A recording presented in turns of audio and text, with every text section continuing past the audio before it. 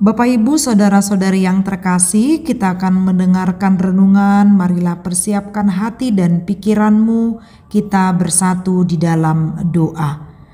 Kasih karunia dan damai sejahtera dari Allah Bapa kita dan dari anaknya Tuhan Yesus Kristus menyertai kamu. Amin. Firman Tuhan yang menjadi nas renungan bagi kita tertulis dalam Injil Matius pasal 14 ayat 14. Ketika Yesus mendarat, ia melihat orang banyak yang besar jumlahnya. Maka tergeraklah hatinya oleh belas kasihan kepada mereka dan ia menyembuhkan mereka yang sakit. Demikian firman Tuhan.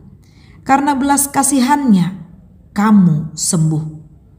Banyak hal yang dilakukan Yesus untuk kebutuhan orang banyak. Seperti ia mengajar atau berkhotbah, ia mengadakan banyak mujizat, bahkan yang lebih dahsyat lagi adalah ia rela berkorban. Ia mati di kayu salib untuk menebus dosa kita. Mengingat ini semua, layaklah kita bersyukur dan terus memuji Dia yang dapat melakukan apa yang tak mungkin bagi manusia. Sebab bagi Tuhan tak ada yang mustahil. Meskipun ia menyembuhkan, mengadakan tanda mujizat, bukan berarti pengajarannya tidak dibutuhkan ataupun menjadi mengarahkan setiap orang yang datang kepadanya hanya tertuju kepada berkat-berkat saja.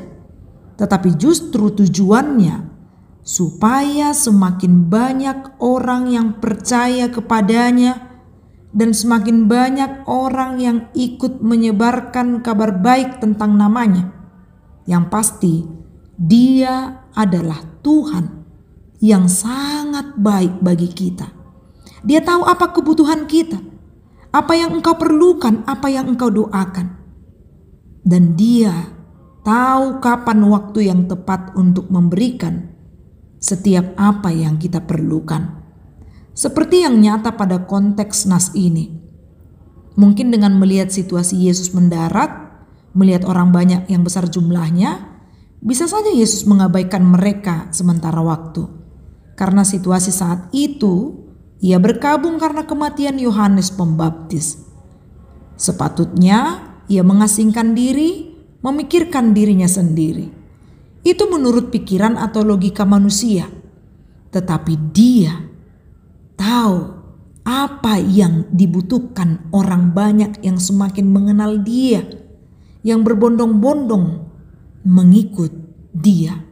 Banyak orang yang sakit datang kepadanya membutuhkan uluran tangan Yesus yang penuh kuasa itu untuk menyembuhkan.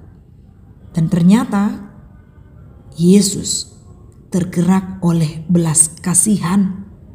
Sepenuhnya dengan belas kasihan, ia datang dan menolong serta menyembuhkan.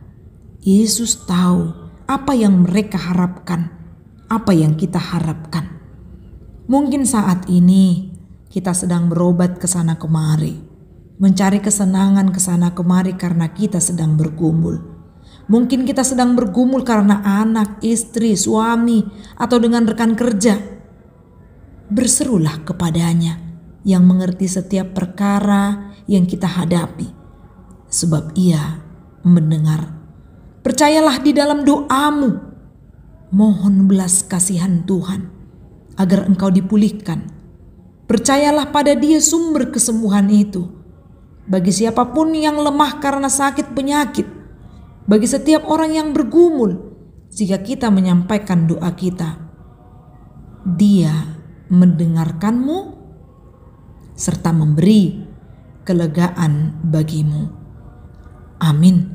Marilah kita berdoa.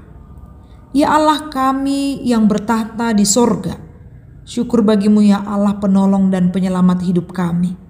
Kami berdoa saat ini memohon kepadamu, kiranya kuatkan dan sembuhkan jemaatmu yang sakit yang ada di rumah dan di rumah sakit, dan yang sedang dalam pergumulan hidup. Kami percaya Engkau akan memulihkan hidup kami. Di dalam nama Yesus. Amin. Salam sehat, Tuhan memberkati.